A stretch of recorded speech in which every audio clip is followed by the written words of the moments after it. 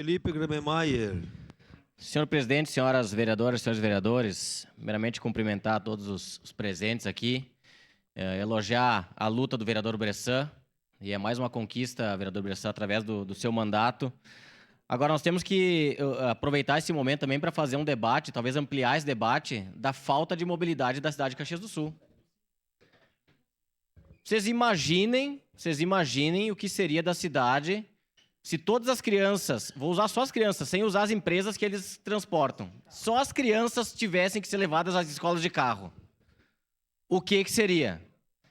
E aí, a gente tem que pensar, o vereador Lucas entrou na questão da saúde mental, mas é muito mais que isso, né? Se nós pararmos na frente de qualquer escola e olharmos a quantidade de veículos particulares que ficam atrapalhando a entrada das vans, é um negócio absurdo.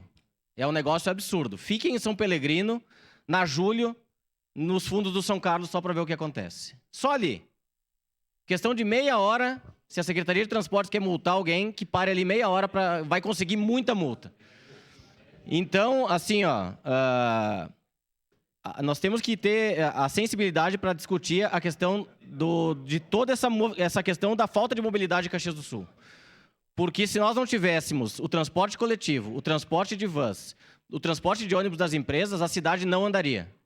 A cidade não andaria. Então, o que a gente vota aqui, vereador Bressan, é muito mais do que isso. Nós temos que sensibilizar e entender que o incentivo ao transporte público, seja ele através da Visat ou através das vans, é de extrema importância, porque a cidade não transitaria mais se não tivéssemos tanta van levando somente as crianças para as escolas. A área central seria intransitável nos 3 horários, manhã cedo, meio-dia e final de tarde. Não andaria a cidade de Caxias do Sul. Então, obviamente, votarei favorável, senhor presidente.